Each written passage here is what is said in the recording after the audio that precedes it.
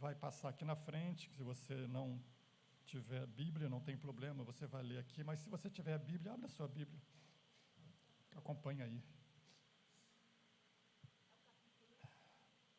1 aos Coríntios 1. Paulo, chamado pela vontade de Deus, para ser apóstolo de Jesus Cristo, e o irmão Sóstenes, a igreja de Deus que está em Corinto, aos santificados em Cristo Jesus, chamados para ser santos, com todos os que em todo lugar invocam o nome do Senhor Jesus, o Senhor Jesus Cristo, Senhor deles e nosso. Graça a vós outros e paz da parte de Deus, nosso Pai, e do Senhor Jesus Cristo. Amém. Graças a Deus pela palavra que lemos.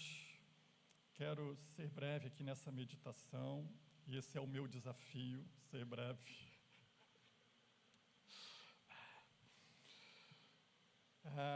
Mas queria pensar com os irmãos algumas questões aqui importantes com respeito à igreja. Nós sabemos que Paulo esteve na sua segunda viagem missionária, e nós estamos caminhando em Atos, né? Nas viagens missionárias de Paulo. Estamos no momento em que Paulo termina a sua segunda viagem, justamente deixando uma igreja em Corinto, essa para a qual ele está escrevendo agora. E nós falamos na ocasião, quando passamos ali em Atos, quando Paulo esteve ali em Corinto, que a cidade de Corinto era uma cidade extremamente promíscua, extremamente imoral, uma cidade em que tinha como slogan: tudo é lícito. Daí você imagina o nível de depravação moral que era aquela cidade. Era um slogan da cidade. Isso, Paulo usa esse slogan nessa carta aqui, justamente para dizer que todas as coisas são lícitas, mas nem tudo convém. Então ele faz aí um contraponto, né, àquele slogan da cidade de Corinto, onde tudo era lícito.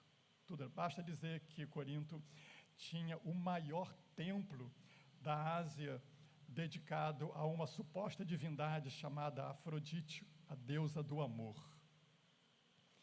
Então a gente pode imaginar o que era Corinto. Havia um ditado popular que dizia que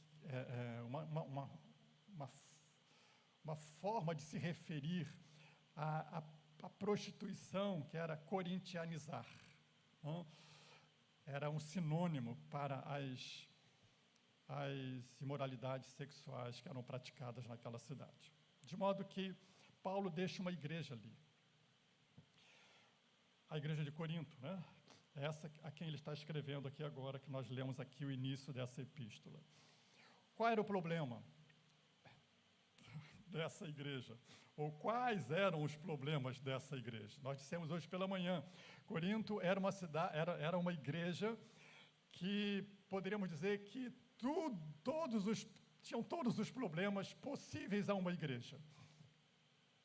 Você sabe que igreja é um lugar onde tem problema, né? Tem gente que fica procurando aqui, ali, uma igreja que não tem problema.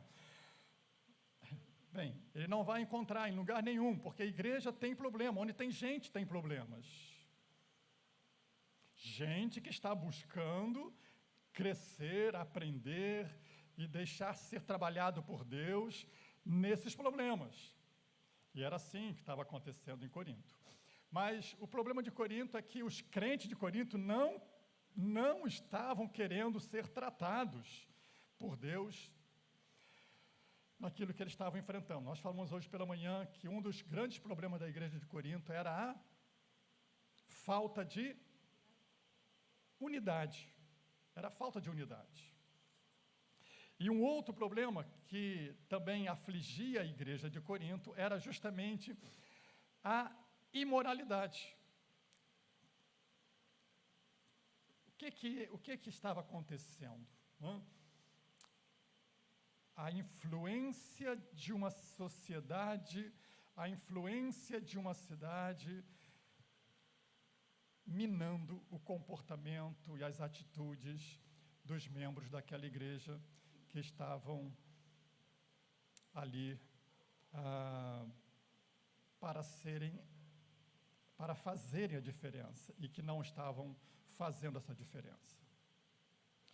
Irmãos, quando nós pensamos nesse contexto em que a igreja estava inserida, mas um contexto promíscuo, nós inevitavelmente começamos a fazer algumas comparações com o nosso contexto, com a nossa sociedade, com o momento em que estamos vivendo, que parece que tem-se o mesmo slogan: tudo é lícito. Uma sociedade em que, no que diz respeito à moralidade, perdeu-se completamente todos os limites. E que, em certo sentido, e muitas vezes, começa a influenciar o comportamento de crentes e da igreja. O que estava acontecendo em Corinto era justamente isso, uma igreja que estava perdendo a sua identidade. Uma igreja que estava ficando tão parecida com o mundo, com a sociedade de onde ela havia saído, que já não estava mais fazendo diferença entre o mundo e a igreja. E me parece que esse é um real perigo que nós também enfrentamos em nosso tempo, talvez até mais.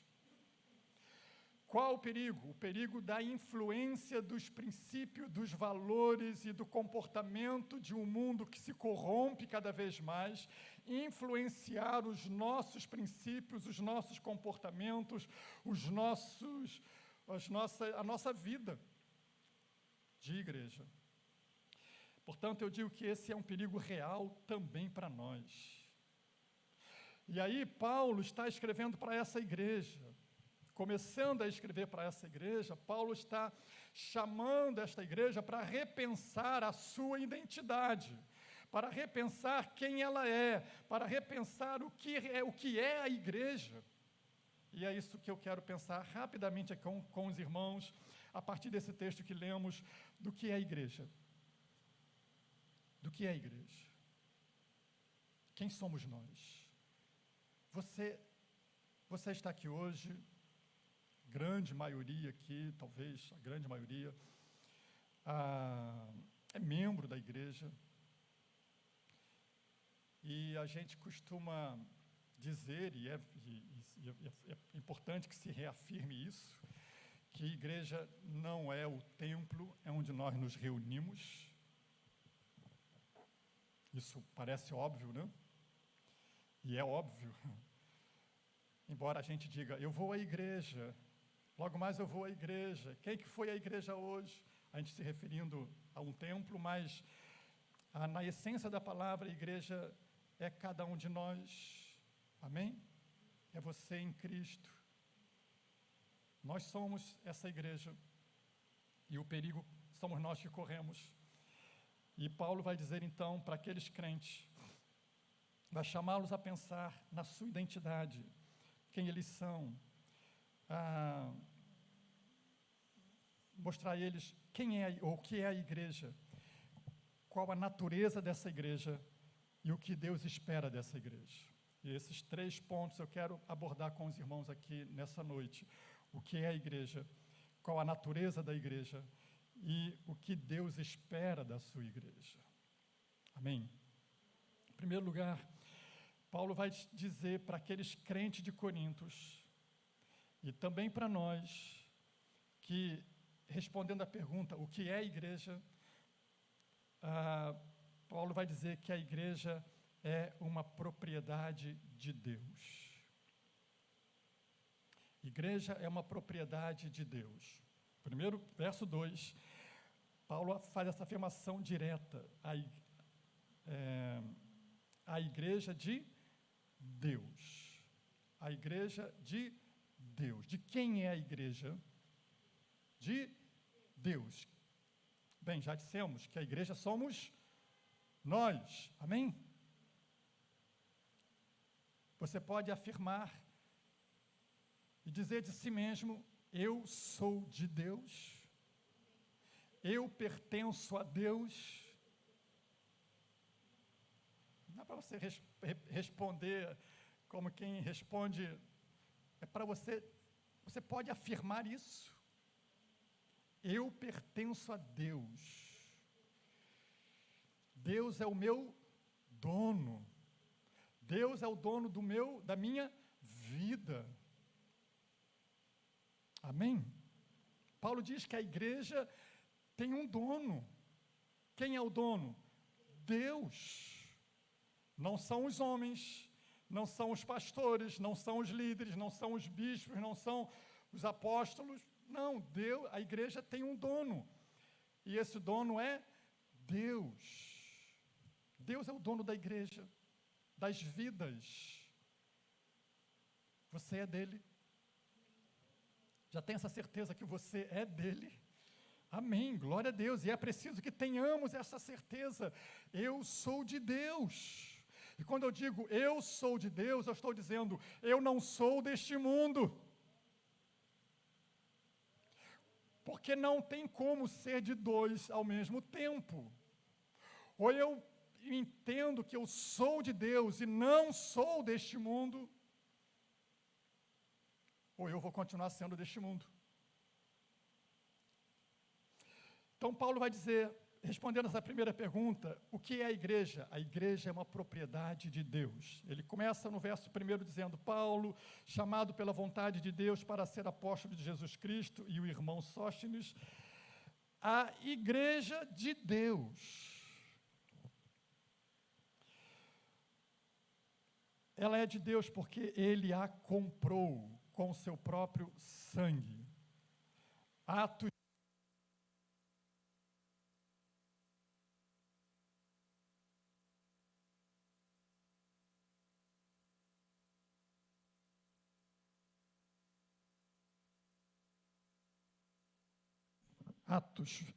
20, verso 28, nos diz que Deus comprou esta igreja com o seu próprio sangue. Vamos ler esse texto aí? Atos 20, 28. Paulo falando aos presbíteros ali de Éfeso. Ele vai dizer, atendei por vós e por todo o rebanho sobre o qual o Espírito Santo vos constituiu bispos, para pastoreardes a igreja de Deus, a qual Ele comprou com o seu próprio sangue. Hoje nós estamos diante de uma mesa que nos aponta para esse momento, quando Deus, em Cristo Jesus, entregou o seu sangue, derramou a sua vida, derramou o seu sangue na cruz do Calvário, para comprar essa igreja para Ele, para santificar esta igreja para Ele. Portanto, nós somos dele. Amém? E eu reafirmo, se somos dele, não somos deste mundo, irmão. Porque ninguém pode ser de dois donos. Então Paulo diz, somos de Deus porque Ele comprou, Ele pagou um preço por cada um de nós. Ele comprou a cada um de nós para Ele. Por direito de propriedade somos de Deus. E mais, Jesus diz que Ele está edificando esta igreja, Ele está construindo esta igreja, Ele está agregando mais pessoas a essa igreja. Mateus 16, 18. Jesus diz assim, eu edificarei a minha igreja. Mais uma vez a afirmação de que a igreja é dele. E ele está dizendo, eu estou edificando a minha igreja. Essa igreja é propriedade de Deus porque Jesus é o fundamento e a base desta igreja. Efésios 2, 19 e 22. O apóstolo Paulo vai dizer, Efésios 2, 19: assim já não sois estrangeiros e peregrinos, mas concidadão dos santos e sois da família de Deus, edificados sobre o fundamento dos apóstolos e profetas, sendo Ele mesmo, Cristo Jesus, a pedra angular. O fundamento desta igreja é Cristo. Ele está construindo um edifício não físico, mas espiritual, onde cada um de nós é uma pedra viva desta construção. E a cada dia, Deus está chamando mais pessoas para fazer parte desta igreja, pela mensagem do anúncio da salvação. A cada um que se chega, que se entrega a Cristo Jesus, faz parte de uma igreja, não de uma igreja física, visível em primeiro momento, mas de uma igreja invisível, a igreja de Deus, que Deus conhece quem são e quem não são. Porque muitas vezes dentro de um grupo grande, dentro de um templo, tem os que são igrejas que ainda não são igreja, mas que Deus está chamando para ser igreja. Porque Ele é quem está, Ele é o fundamento desta igreja, e Ele é também aquele que está edificando esta igreja, que é dele. Segundo lugar, ou a segunda resposta que Paulo dá à pergunta que ele está fazendo, ou está mostrando para esses crentes o que é a igreja, porque parece que os coríntios, os membros daquela igreja que estava ali em Corinto, não estava mais lembrando disso, e estava, de alguma forma, permitindo que a sociedade à sua volta influenciasse tanto a vida deles, que eles já estavam se esquecendo de quem eram, quem os havia comprado, o preço que alguém pagou pela vida deles. Estavam se permitindo ficar iguais àqueles que estavam daquela sociedade de onde eles haviam saído. E Paulo está dizendo e relembrando a ele: olha, vocês fazem parte de uma igreja que é de Deus, vocês são esta igreja que é de Deus, Deus pagou um preço por vocês, Jesus deu a sua vida por vocês, Jesus está chamando vocês para serem edificados, a casa espiritual deles, a casa espiritual dele, de Deus. Agora Paulo vai falar outra coisa aqui muito importante, que eu chamo a atenção também, onde ele responde a segunda pergunta: qual a natureza dessa igreja? Ele vai dizer que ele está escrevendo a igreja de Deus, que está em Corinto, e que aos santificados em Cristo Jesus.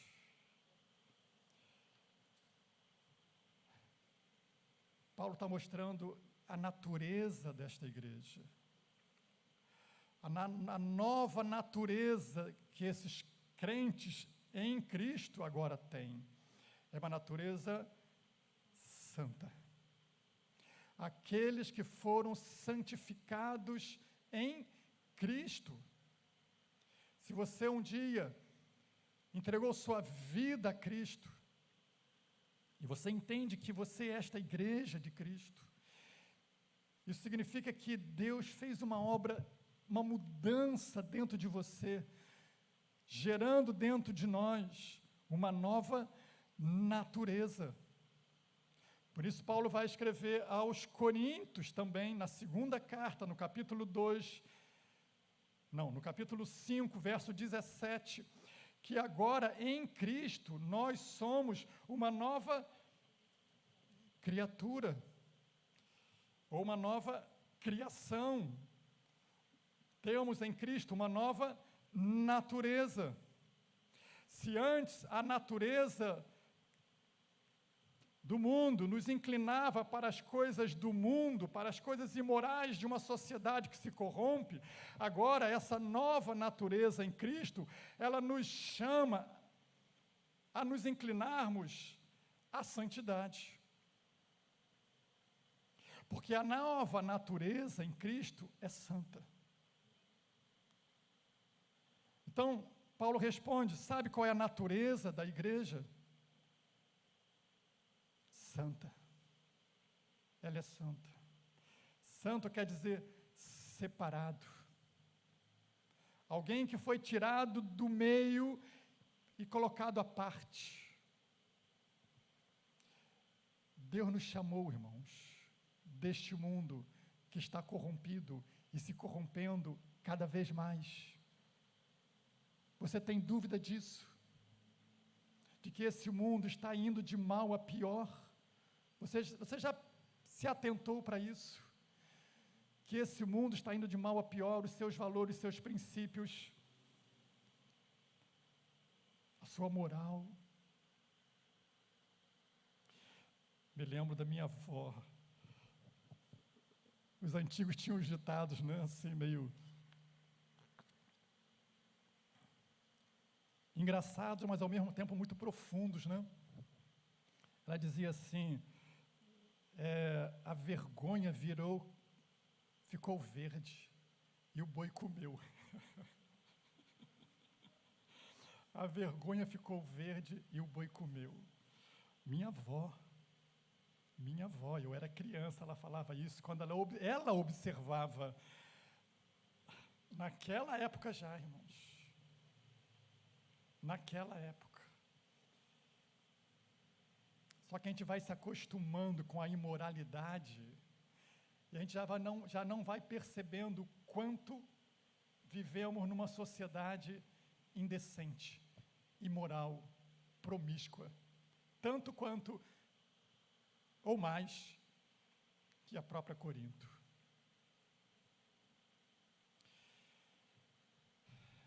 Esses dias, alguns dias eu estava em Cabo Frio com a Ana Maria, a gente foi almoçar, e aí saímos do restaurante, fomos caminhando assim na rua, daqui a pouco, na nossa frente, um casal, nós estávamos bem longe da praia. Aí eu disse assim, caramba, eu falei com a Ana Maria, já pode andar pelada na rua? Não. Sem comentários. Porque não tinha a menor possibilidade de chamar que aquela mulher estava vestida, de dizer que ela estava vestida. Porque não estava.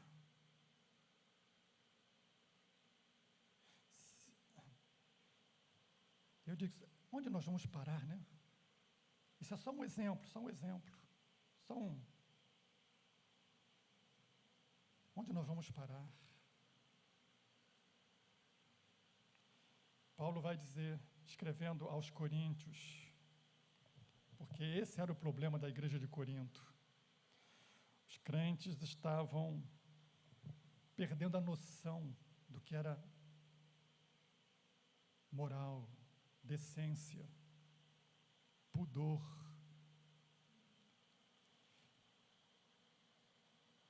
Paulo vai escrever a essa igreja dizendo que a sua natureza é santa.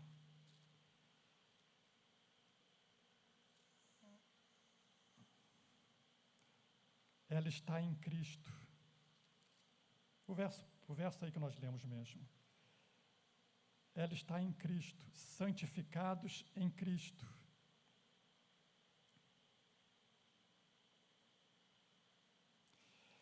A posição desta igreja, fisicamente, daquela igreja, fisicamente ela estava em Corinto. Mas a sua posição espiritual era Cristo. Era Cristo.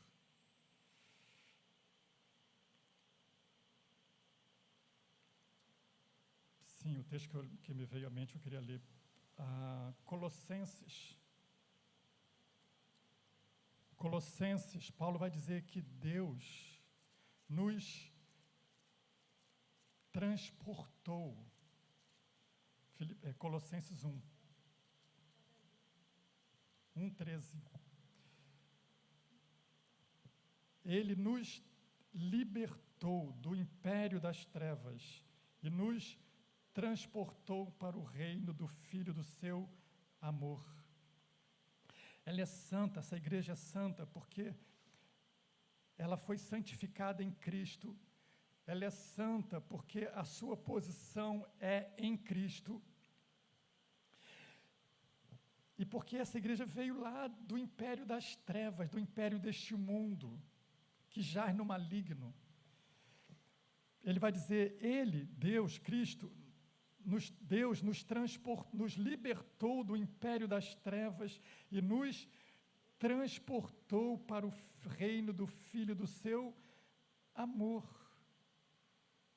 no qual temos a redenção e a remissão dos pecados, verso 14. Portanto, Paulo diz, essa igreja é de Deus. Nós somos de Deus. Ele nos comprou com seu precioso sangue. A nossa nova natureza é ser santo. Deus nos chama a um viver de santidade. Primeiro porque fomos santificados em Cristo, nós estamos nele. Porque é nele que nos tornamos nova criatura. É nele que temos uma nova natureza. É nele que está a salvação. É nele que está a redenção. É nele que está o perdão. É em Cristo. Se estamos em Cristo, somos nova natureza. E se somos nova natureza, as coisas velhas passaram. O texto que lemos antes, 2 Coríntios 5:17. E tudo se faz novo. São novos padrões, são novos princípios, são novos procedimentos que em nada tem a ver ou deve se aproximar aos padrões que este mundo tenta impor como normal, como não é. E bem já dizia minha avó, isso não é normal. Isso não é normal. E não podemos achar que é normal a promiscuidade à nossa volta, achar que é normal. E achar que a gente pode importar isso. Não é normal. Isso tem a ver com um mundo que está se corrompendo cada vez mais. Nós lemos aqui Efésios 2, inicialmente, o irmão leu aqui, Efésios 2. Vamos nele de novo? Não estava aqui no programa não, mas ele leu, e esse texto, assim, é muito significativo, e eu quero ler com os irmãos de novo esse texto, Efésios 2.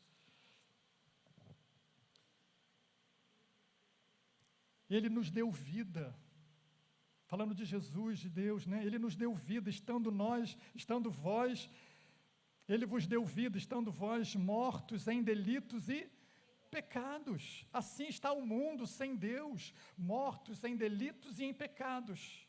Mas Paulo está dizendo, Ele nos deu vida, Deus nos deu vida, que estávamos mortos em delitos e em pecado, nos quais andastes outrora, segundo o curso deste mundo, segundo o príncipe da potestade do ar, do espírito que agora atua nos filhos da desobediência. Quem conduz esse mundo é Satanás. Quem conduz os padrões deste mundo são os príncipes das trevas. Quem tenta modelar o padrão de comportamento deste mundo, irmãos, não tenha dúvida, é o espírito do anticristo, que se opõe a Deus, que se opõe a Cristo. E não há como nós, nova natureza, nos aproximarmos nem de perto, nem de longe, do padrão deste mundo. Porque Ele já nos transportou, como disse lá em Colossenses, mas aqui voltando a Efésios, ele nos, entre os quais também todos nós andamos outrora, no passado, lá atrás, na velha vida, antes de Cristo, segundo as inclinações da vossa carne, fazendo a vontade da carne e dos pensamentos, e éramos por natureza filhos da ira. Porque assim está esse mundo.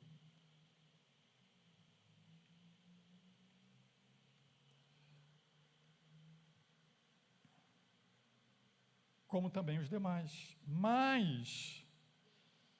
Mas Deus, sendo rico em misericórdia, por causa do grande amor com que nos amou, o que aconteceu?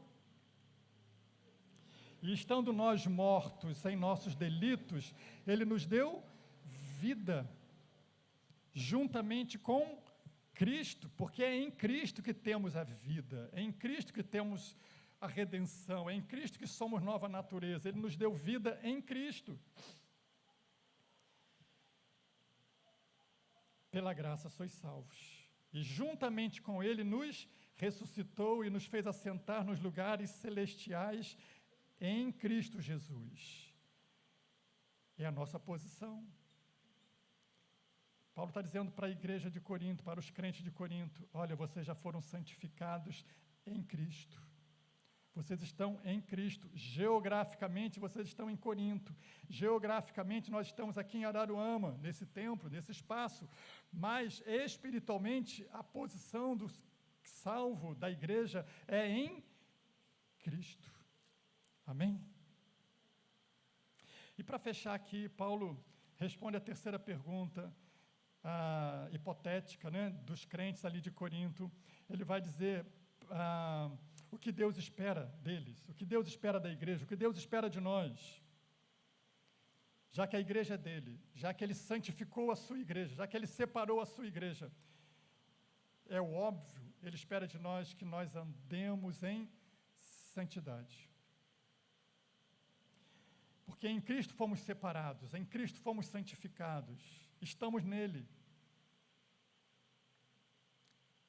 E é o que se espera, é o que Deus espera, que vivamos uma vida de santidade, uma vida de acordo com a nossa nova identidade.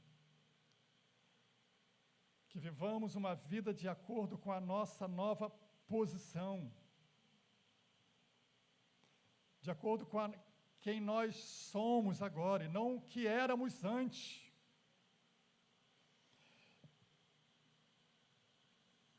E aí ele vai mostrar a essa igreja, aos crentes de Corinto, que viver em santidade. Por que viver em santidade? Quando ele escreve no capítulo 6, por exemplo,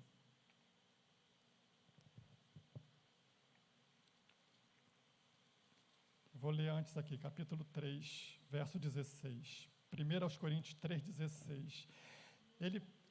Ele faz uma pergunta meio que retórica aí.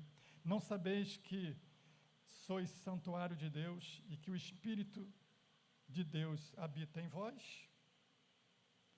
Por que Paulo está fazendo essa pergunta aqui para os crentes ali de Corinto? Porque parece que eles tinham esquecido isso, de que eles eram, o corpo deles era santuário do Espírito Santo. O corpo deles era santuário do Espírito Santo. Espiritualmente, eles estão em Cristo. E no corpo que agora eles têm ainda nesse mundo, habita nele o Espírito Santo.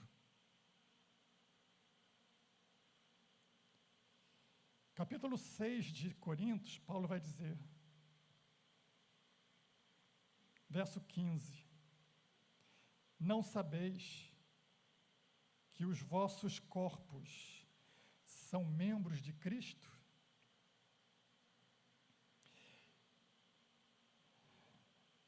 Veja, essas perguntas são significativas, né? Porque o que estava acontecendo é que os crentes ali de Corinto estavam esquecendo disso, de que o corpo deles era santuário de Deus.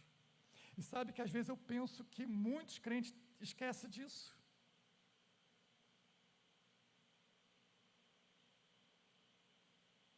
Que somos santuário de Deus, do Espírito Santo, que o Espírito Santo habita nesse corpo. Fraquinho, magrinho, ele habita aqui. Mas também habita nos mais fortinhos, em todos. Esse corpo é a habitação do Espírito Santo. Esse corpo é a habitação do Espírito. Somos seres habitáveis. Ou o Espírito Santo estará habitando, ou outro Espírito estará habitando. Se o Espírito Santo está habitando em nós, Paulo vai dizer que Deus espera que vivamos uma vida de santidade. No comportamento, no linguajar. Irmãos, o que eu vejo crente com a boca suja, chega a dar dó. Chega a doer os ouvidos. Eu não estou falando do mundo, não. O mundo, o mundão, irmão, ó, palavrão é água com açúcar. Assim, os mais... Mas o crente foi chamado para ter o linguajar santo, porque ele é santo. O crente foi chamado para ter um comportamento de santidade, porque ele é santo, separado do mundo. O crente foi chamado para ter uma vestimenta santa, porque ele é santo em Cristo. O seu corpo é templo do Espírito Santo. E aí você avalia, irmãos, avalia até onde o mundo influencia o nosso comportamento, o nosso linguajar, a nossa vida. Até onde estamos nos deixando conformar com este mundo, nos seus padrões, nos seus valores, em tudo. Paulo continua dizendo, não sabeis, verso 15, 6,15, não sabeis que os vossos corpos são membros de Cristo, e eu, porventura, tomaria os membros de Cristo e os faria membros de uma meretriz, porque era isso que os crentes estavam fazendo?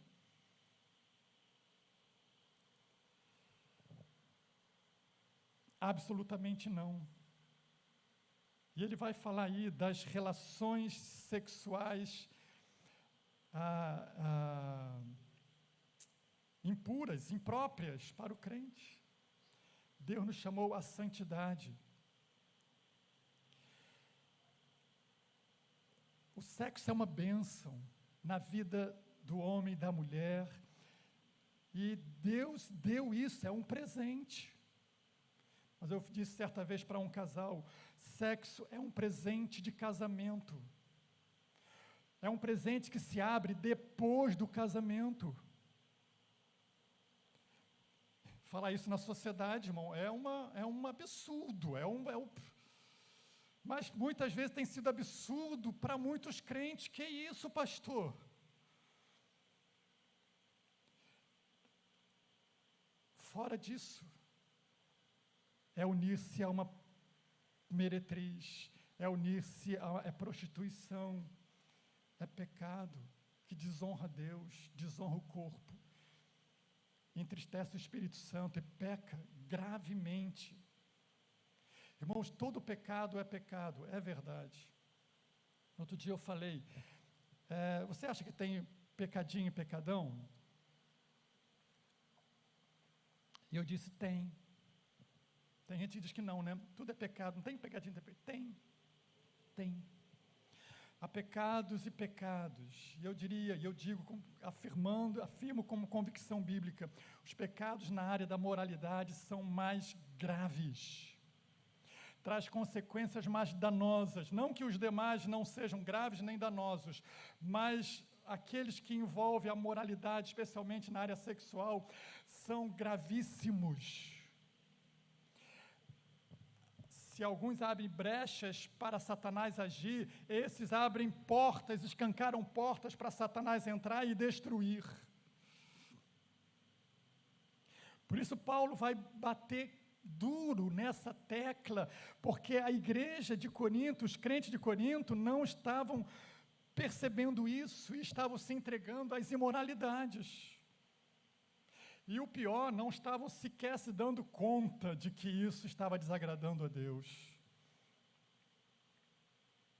Como é o caso daquele camarada que achou que podia ter relações sexuais com a sua madrasta. Lembra desse caso? Em Corinto? E a igreja sequer achou aquilo, achou normal. O pecado nunca pode se tornar normal, irmão. Porque se o pecado começa a se tornar normal na vida do crente, irmão, está muito mal mesmo.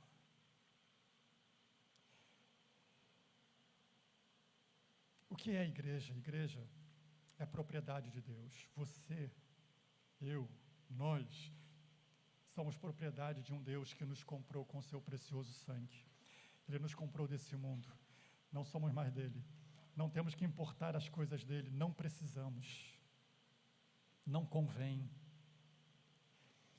Qual é a natureza da igreja? Ela é santa, porque ela está santificada em Cristo, separada em Cristo, unida com Cristo. E o que Deus espera dessa igreja? Que ela viva de acordo com a sua identidade, a sua nova posição.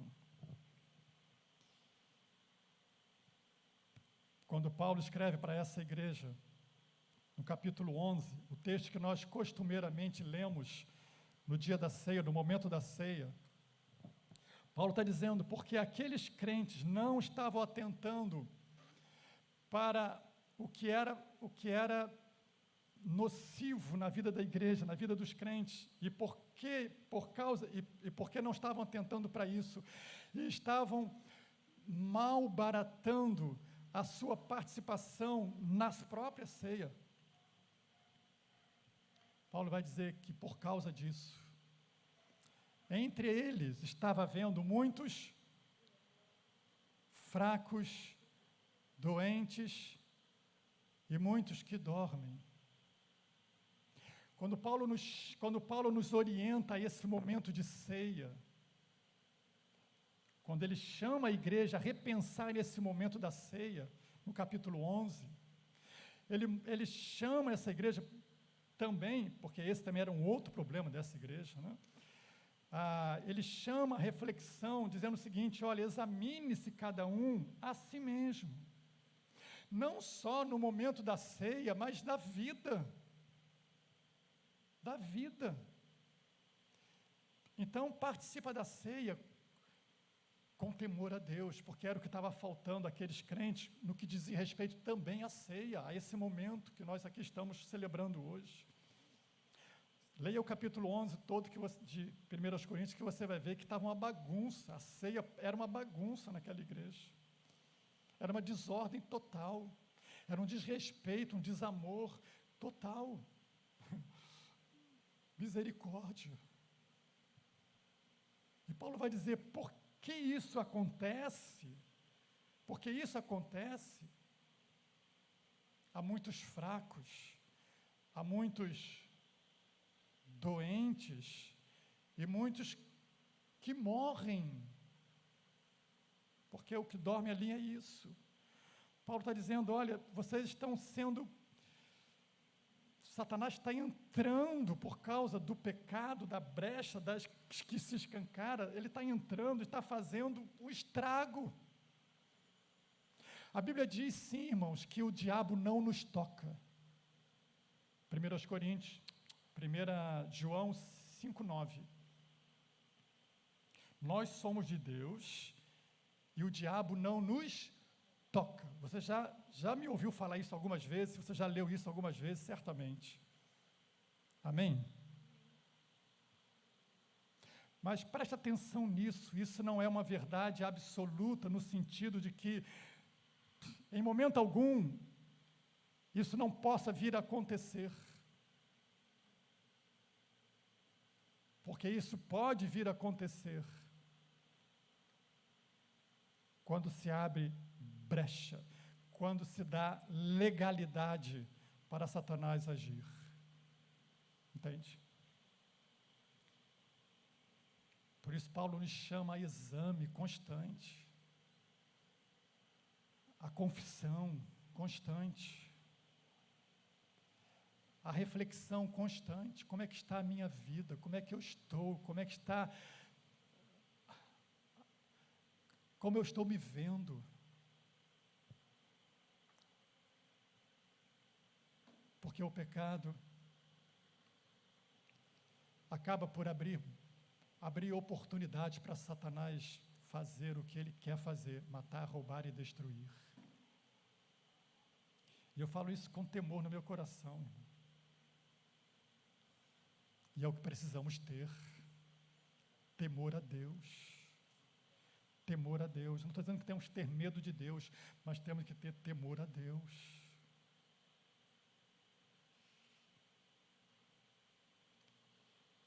Paulo diz, olha, vivamos de acordo com a nova identidade que temos agora em Cristo. Amém? Esse é o nosso desafio como igreja, de viver neste mundo corrompido, sendo sal e sendo luz. No mundo de trevas, fazendo brilhar a luz de Cristo, da santidade, da obediência a Ele. Isso não quer dizer que vamos ser perfeitos. Não, vamos lutar todo o tempo contra aquilo que nos chama a pecar, que é a nossa carne. Nossa natureza ainda, que está dentro de nós, que tem nada a ver com a nova natureza, mas está dentro de nós ainda. E a gente tem que lutar todo dia com ela. Por isso Paulo vai escrever, quando escrevendo aos Gálatas, ele vai dizer, há uma guerra, há uma luta, carne contra o espírito, porque são opostos. Há uma luta constante, e à medida que eu fortaleço em mim a presença de Deus, à medida que eu fortaleço em mim o poder do Espírito Santo de Deus, buscando Ele, santificando a minha vida, lendo a palavra, estudando a palavra, em oração, em consagração, à medida que eu vou fortalecendo isso, eu vou enfraquecendo a carne, até que chegue ao ponto de fazer aquilo que Paulo diz, fazer morrer a vossa natureza terrena. E o contexto ali dessa afirmação de Paulo começa dizendo, buscai as coisas do alto, buscai as coisas, pensai nas coisas do alto, onde Cristo está assentado. É o desafio da igreja, irmão, viver nesse mundo revelando e refletindo a santidade de Cristo Jesus, refletindo e exalando o bom cheiro de Cristo, o cheiro da santidade. Amém? Deus nos traz aqui esta noite, irmão, não é só para comer um pedacinho de pão, tomar um cálice, lembrar que Jesus morreu, mas é para tratar conosco, como Ele estava querendo tratar com a igreja de Corinto, levá-los a maior compromisso com a santidade, com a obediência. Deus nos chama também a isso, a sua igreja, Ele nos chama a isso, porque Deus quer nos usar como seus instrumentos neste mundo. Ele quer que vivamos em santidade, porque Ele quer usar a mim e a você para levar esta palavra da boa nova, da salvação, àqueles que estão lá fora precisando ouvir e precisando ver em nós a diferença. A diferença. Essa ideia que eu tenho que ficar igual ao mundo para ganhar o mundo, isso é maligno.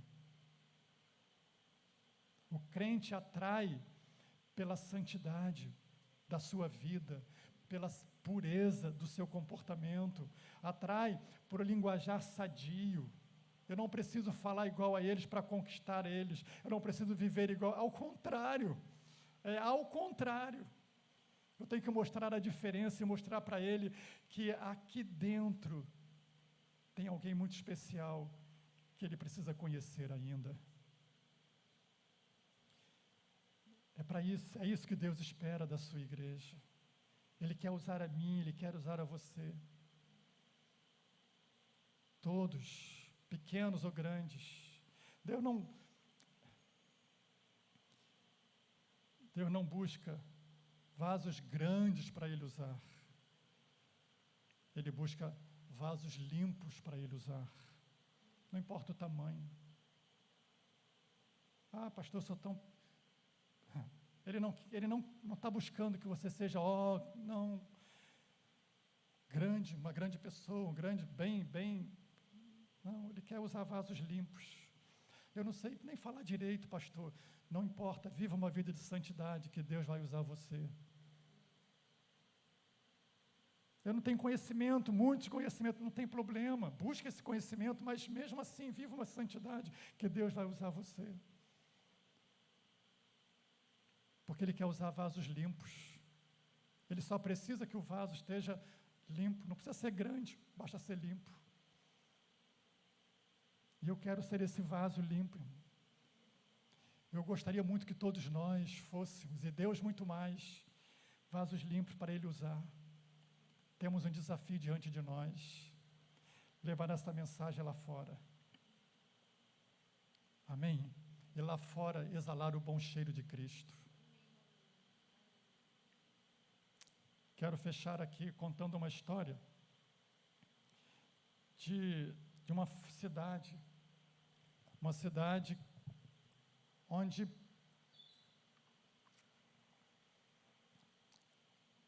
tinha uma fábrica de perfume. E era uma fábrica muito grande. E muita gente daquela cidade trabalhava nessa fábrica. E no final do expediente, quando os empregados iam para as suas casas, a cidade inteira era dominado por um perfume que aqueles empregados, ao saírem e voltarem para as suas casas, iam exalando.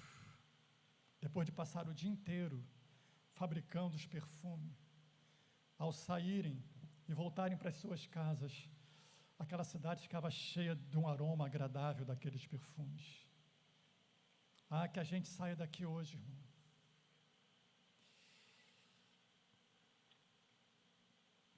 exalando o bom perfume de Cristo, exalando vida de santidade, exalando o bom cheiro de Cristo, porque eu tenho certeza que muita gente vai querer saber que perfume é esse. Que perfume é esse? Onde é que eu encontro esse perfume?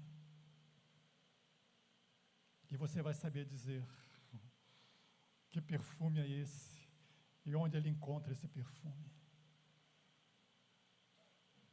Que Deus nos abençoe, irmãos. Que Deus nos abençoe a sermos aquilo que fomos chamados a ser. Porque um preço muito alto foi pago para isso. Amém?